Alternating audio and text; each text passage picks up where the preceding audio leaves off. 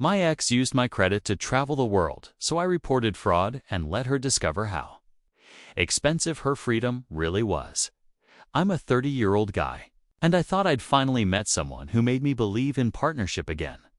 Her name was Samantha. She had this wild, untamed energy, like the kind of person who turned every grocery run into an adventure. I met her at a friend's birthday party.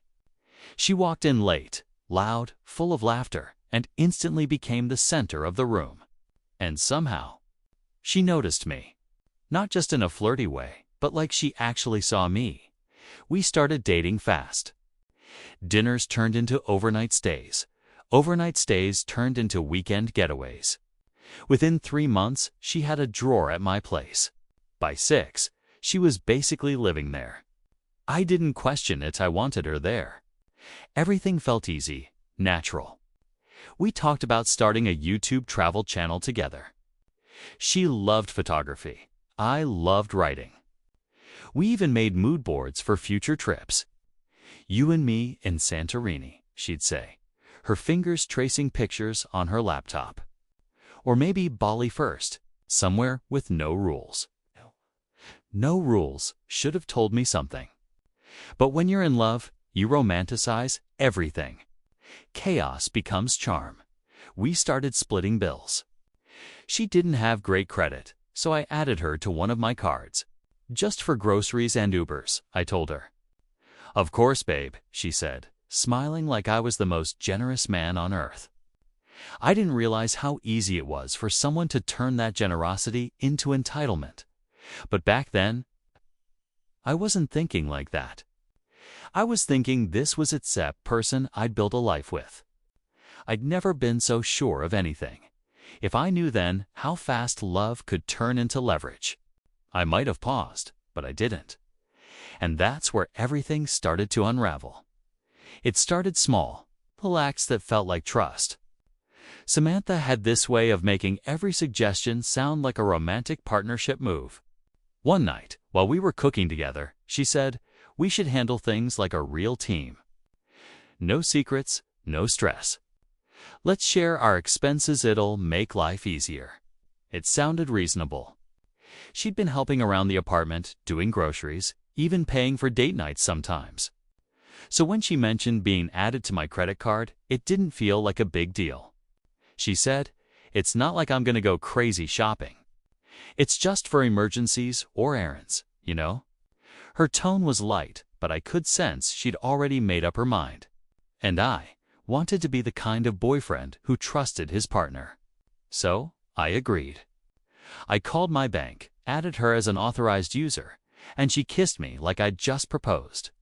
For a while, it was fine. She'd text me receipts for gas or groceries. She even joked, "See, I'm responsible." I laughed, relieved that my trust wasn't misplaced. But the first red flag came about a month later. A $300 charge at a boutique popped up on my account. I asked her about it, and she just grinned. "Oh, that. I saw this amazing dress on sale. I'll pay you back next week." She said it like it was nothing.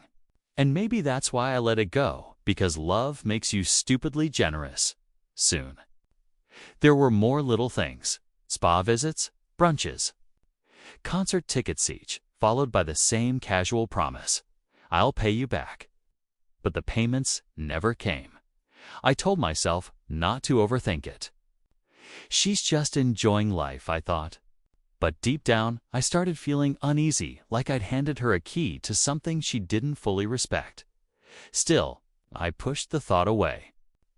I didn't want to believe that someone I loved could ever take advantage of me. I just didn't know that this was only the beginning, and that teamwork was about to cost me everything. At first, I told myself I was overreacting. Relationships aren't supposed to be transactional, right? So when I saw another $600 charge for wellness treatments, I convinced myself Samantha deserved it. She's been stressed, I thought. Maybe this is her way of coping. But the spending didn't stop, it evolved. Suddenly, she was always going out with friends or networking. Each night, she'd come home in new clothes, smelling like expensive perfume. When I'd ask casually, "Did you use the card again?" she'd laugh, toss her hair, and say, "You worry too much. It's not like I'm buying cars." That line stuck with me. Not because of what she said, but how she said it. There was this mocking softness in her voice, like she was daring me to call her out. One night, I finally did. I showed her the account statement, my hands shaking. "Samantha, these aren't small purchases. You've spent over $2,000 in the last month." She stared at me in silence, then sighed dramatically. "So now you're keeping score," she snapped. "I do everything around here, cleaning, cooking, supporting you, and you're mad because I bought a few things for myself." It wasn't true, but the guilt hit me anyway. I stammered, "I'm not mad. She cut me off. "You're controlling. That's what you are. My ex used to be like this. I thought you were different." Then she walked off, slamming the bedroom door behind her. That night, I couldn't sleep. I stared at the ceiling, wondering how I'd gone from feeling lucky to feeling used. The next morning, she acted like nothing happened, hugged me from behind, made pancakes, and whispered, "Sorry, I overreacted." I wanted to believe her. I needed to believe her. But as I watched her scroll through online stores later that day, humming along to music, something inside me whispered, "You're losing control of your own life." And deep down, I knew that voice was right. A few weeks later, Samantha came home with this breathless excitement in her voice. "You're not gonna believe this," she said, dropping her bag on the floor. "I just got offered a freelance gig with this startup in Spain. It's remote marketing, 2-week contract, crazy money, and it could turn into something long-term." I blinked. Spain. She nodded, eyes wide, like a kid on Christmas morning. "I'll pay for everything myself. Flights, stay, food. I promise." Something about it felt off, but she sold it so well. She even pulled up emails, mock drafts of campaign ideas, contact names. Everything looked legit. But now I realize how easy it is to fake professionalism if you're charming enough. "I leave Friday," she said, practically bouncing. "Don't worry, babe. I'll still FaceTime you every day." When she flew out, I tried to ignore the dread in my chest. I wanted to be supportive. I told myself I was just being insecure. I even took her to the airport, kissed her goodbye, and said, "Kill it out there." But 3 days into her trip, I got a notification. A $1,400 charge from a 5-star hotel in Barcelona. Then a $300 dinner. Then designer boutiques I couldn't pronounce. I stared at the app, heart pounding. I hadn't authorized any of this. I texted her immediately. No response. I called. Straight to voicemail. Finally, she replied hours later. "Hey, sorry, super busy with client stuff. Everything's fine. Love you." But I knew something was wrong. I checked her Instagram private story updates I wasn't included in, but a friend screenshotted them. Samantha in a luxury suite, sipping champagne, captioned, "Living my best life." There was no laptop in sight. No sign of work.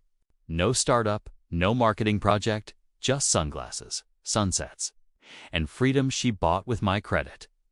That was the moment my stomach dropped. Not because of the money, but because I realized this wasn't someone losing control. This was someone who knew exactly what she was doing. I stared at those screenshots like they were a punch to the gut. Samantha was sprawled out on some rooftop in Barcelona, drink in hand, tagged at clubs and designer stores, places I'd never even heard of. Her captions read like journal entries from someone who'd just escaped prison. "Freedom looks good on me. No regrets. Just living." She didn't block me. She didn't even try to hide it. It was like she wanted me to see it, but only after she'd already taken what she wanted. I sent another text. "Are you actually working?" "I saw the charges, Sam. We need to talk." She replied with just 3 words. "Relax. I got this." That line made my blood boil. I wasn't relaxed. I was spiraling. Every day she was gone, my credit card bled more. Luxury meals, private boat tours, a spa resort in Ibiza. I called the bank, desperate for a way out. They told me she was an authorized user, which meant, legally, those charges were on me. That night, I sat in the dark with my laptop open, combing through months of our transaction history. Dozens of red flags I'd missed. And then, almost by accident, clicked on a shared Google Drive folder we used for trip planning. Inside was a travel itinerary she'd forgotten to delete. It wasn't just Spain. It was Italy, France, Dubai, Thailand, booked out across 6 months. Flights, hotels, reservations, all under my name, my credit, my debt. And the worst part. Tucked inside an old PDF draft was a WhatsApp export from her chat with a friend. "He's too soft to report me. By the time he figures it out, I'll be gone." I reread that line over and over until the words blurred. It hit me then this wasn't just betrayal. It was theft with a smile. And for the first time in months, I stopped feeling stupid. I started feeling angry. The next morning, I woke up with one goal: stop the bleeding. I skipped work, canceled meetings, and drove straight to my bank. I sat down with a rep, laid out the timeline, the documents, the screenshots, the receipts. I even pulled up the WhatsApp export and said, "This wasn't a mistake. She planned this." The woman at the desk gave me a sympathetic look, but it didn't help. She explained that since I'd willingly added Samantha as an authorized user, there wasn't much they could do. Unless I could prove fraud or manipulation, I was on the hook. I left the bank numb. Then came the calls. Debt collectors. Balance alerts. A notice that my rent payment had bounced because my account was maxed. My credit score dropped 110 points in 3 weeks. Suddenly, I couldn't qualify for a car lease, and my apartment complex warned me I'd lose my lease if another payment failed. Meanwhile, Samantha was still abroad. I'd see glimpses of her on mutual friends' stories, laughing on yachts, riding scooters through cobblestone alleys, clinking glasses with strangers. Not a single mention of me. Not a single shred of guilt. One night, I ran into one of our old friends at a bar. He pulled me aside, awkwardly. "Hey man, I don't know how to say this, but Sam's been telling people you begged her to use your credit. That you're just bitter now that she left." I didn't even have words. That was my rock bottom. Not just the financial wreckage, but the public humiliation. The realization that while I was drowning in debt, she was rewriting the story, turning herself into the victim of some toxic, insecure ex-boyfriend. That night, I sat in my car until 3 a.m. No music. No scrolling. Just me and that voice in my head asking, "How did you let this happen?" But in that silence, something shifted. I stopped crying, and I started planning. I didn't sleep that night. Something had snapped. I wasn't going to let Samantha walk away laughing while I was left in financial and emotional ruin. So I started digging. Every app, every folder, every trace of her that had ever lived on my devices. That's when I remembered months ago I helped her set up Gmail on my old laptop because hers kept crashing. I opened it, and just like that, I was in. What I found felt like stepping into another version of her life. One I never knew existed. There were airline confirmations, dozens of them booked months in advance. Destinations that went far beyond Spain. Mykonos, Phuket, Dubai. All with luxury accommodations. All on cards under my name. But the real gut punch came from an email chain with someone named Arya. At first, I assumed it was a work friend. Then I saw a photo of the two of them on a yacht's arms around each other, drinks in hand. The subject line read, "Can't believe we pulled it off. Told you he was too soft." Gave me full access without blinking. All I had to do was cry once or twice, act a little stressed. Now we're living. My next goal? Get him to take out a loan for us. LOL. I sat there, fists clenched, heat rising behind my eyes. I wasn't angry anymore. I was clear. She'd turned my love into a bank account, my patience into a weakness, my silence into her weapon. I began screenshotting everything, every reservation, every invoice, every disgusting message. I created a folder titled Fraud and Fire, zipped it, and backed it up 3 times. Then I drafted an email to my bank's fraud investigation department.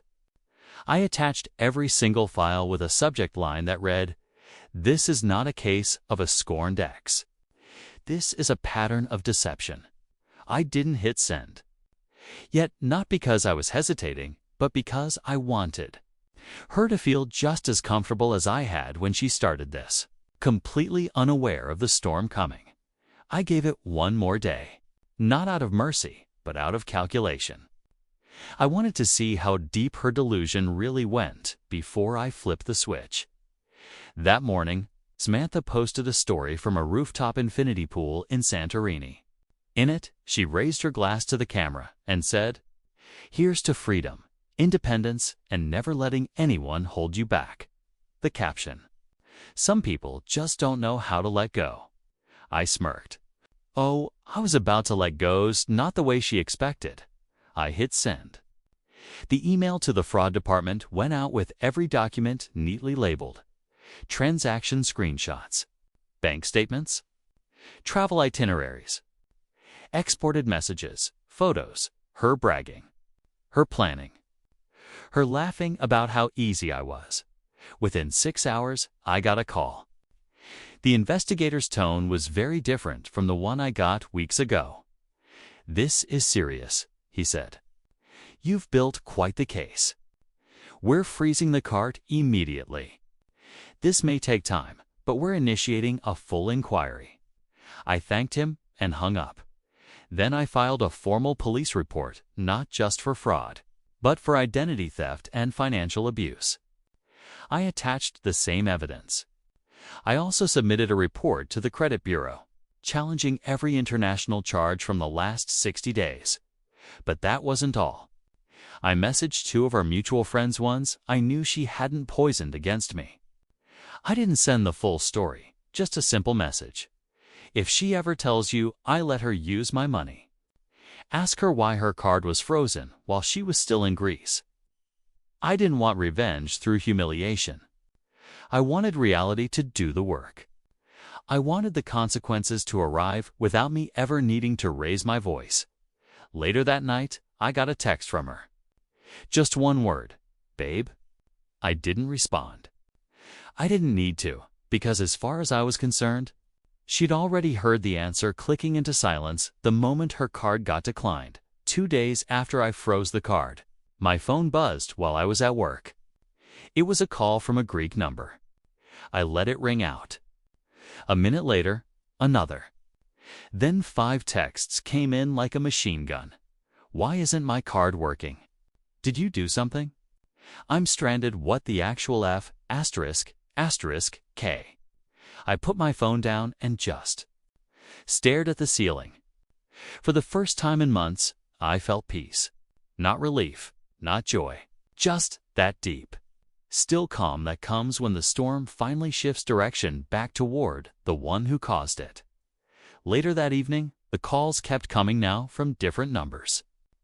Hotel front desks, travel agencies. One even left a voicemail. "Hello, sir. This is the front desk at Avat Luxury Villas. We have a guest here under your reservation. She's unable to provide alternate payment." I didn't call back. Instead, I logged into the bank portal and watched the dispute status change on every flagged charge. Under investigation. Reversal in process. Then, Samantha broke. She finally sent me a voice message 3 minutes long, full of rage and panic. "You sabotaged me. I could get arrested here. What am I supposed to do? I'm in a foreign country and no one will help me. I trusted you. How could you do this to me? The irony nearly made me laugh. She trusted me. She used me like an ATM, trashed my name, and called it freedom. I replied with a single line. Freedom has a price. Guess you finally paid yours. She left me on read. No response. A friend told me she'd been messaging mutuals, begging for help, saying she was abandoned by a psychopath ex. But the cracks were showing. One friend screenshotted a group chat where someone asked, "Didn't you say he offered to pay for your whole trip?" And just like that, her narrative started crumbling. What she didn't know was that I wasn't done yet, because financial karma was just step one. The next was personal. By the time Samantha flew home to a basic economy, tickets she had to beg her parents to fund. My credit card company had already issued provisional reversals for most of the international charges. I'd won the first battle. Asterisk. But I wasn't stopping there. I filed an official affidavit stating that the charges were made under coercive financial abuse. The fraud investigator confirmed they were opening a permanent case against her. When I mentioned the WhatsApp chat logs, his tone shifted. "This might qualify for criminal action," he said, "especially if she continued using your credit after being confronted." And she had. I turned over everything: her emails, her fake invoices, even an edited screenshot she once showed me to prove she paid something back. The investigator flagged it instantly as manipulated. That moment felt like a turning point, not just legally, but emotionally. I wasn't just some gullible boyfriend anymore. I was building a case. Soon after, Samantha sent me a long, desperate email. Gone was the defiance. Gone were the Instagram captions about independence and freedom. "Can we just talk? Please. I didn't mean for it to get this bad. You're ruining my life." I didn't reply. Instead, I forwarded it to the fraud department. Then, the credit bureaus started contacting me. My dispute had been approved. My score, once crushed under the weight of her deceit, was bouncing back. I even got a new card with a new number and a note that she was permanently flagged. She was also flagged by the airline for disputed bookings. Hotel chains added her to their internal do not rent list. One of our mutuals sent me a DM. "She's freaking out. Says she can't rent an Airbnb without getting flagged now." I didn't feel joy. I felt closure. But there was still one moment I was waiting for, something I knew was inevitable. A face-to-face encounter she couldn't charm her way out of. It happened at a local coffee shop. The one we used to go to on lazy Sunday mornings, back when I still believed everything about her was real. I hadn't seen her in months, just the digital aftermath of what she'd done. I was in line when I heard her voice behind me. Sharp intake of breath. Oh my God. I turned slowly. She looked different. The tan was faded. Her hair thrown into a messy bun. No designer bag, no sunglasses. Just her plain, unsettled, and staring at me like a ghost she wasn't ready to face. "Can we talk?" she asked, stepping closer. Her voice wasn't angry this time. It was small. I said nothing at first. Just let the silence sit there, heavy and uncomfortable. Finally, I nodded toward a corner table. We sat.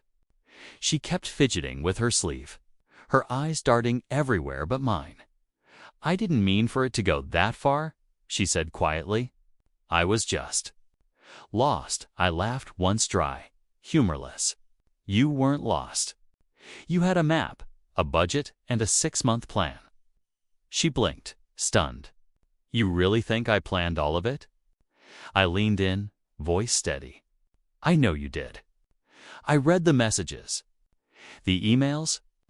I saw the receipts, the screenshots, the itinerary. Don't insult both of us by pretending this was some accident." Her face flushed, and she whispered, "You ruined everything. My name is blacklisted. My parents won't even speak to me." I stared at her for a beat. Then I said the words I had rehearsed 100 times. You did that to yourself. I just stopped protecting you. She didn't cry. She didn't yell. She just sat there, frozen in the weight of it all. And I realized something in that moment. I didn't need revenge anymore. I already had something better: freedom. I stood, looked her in the eye one last time, and said, "This is the last time we'll ever speak." Then I walked out clear and finally done. But even as I stepped into the sunlight, I knew the story wasn't over for her, because the damage she did had only just started coming back. It's been 9 months since that final conversation in the coffee shop. I haven't seen Samantha since. No calls, no texts, no surprise appearances at my door. Just silence, and silence, I've learned, is the most underrated luxury. After everything, I needed time to rebuild not just my credit score or my bank account, but myself. I started going on long walks again, got back into journaling. I took a solo trip to Iceland, paid for with cash I earned on my terms. No shared cards. No emotional debt. There's this photo I took on that trip, me standing at the edge of a cliff, arms outstretched, the wind brutal but clean. When I look at it now, it feels like a full circle moment, because, for a long time, I felt like I was the one about to fall. Turns out, I was just finally learning how to stand alone. People often ask how I didn't lose my mind, how I didn't lash out, blast her online, or show up screaming at her door. But here's the truth: Samantha didn't deserve rage. She thrived on chaos. What crushed her wasn't anger, was indifference. Letting the system speak for me. Letting reality unfold. Letting her watch her carefully crafted fantasy collapse under the weight of its own lies. She tried to teach me that love meant sacrificing everything, that trusting someone meant ignoring red flags and calling it loyalty. But what I learned is this: real love doesn't drain you. It doesn't exploit you. And it damn sure doesn't leave you picking up shards of your own dignity. The other day, I got a letter in the mail. Final confirmation that all fraudulent charges were reversed. Credit restored. Debt forgiven. I held that paper in my hand and just smiled. Then I tore it up. Not out of anger, out of peace. Because I didn't need proof anymore. The real win was walking away with nothing she could ever steal again.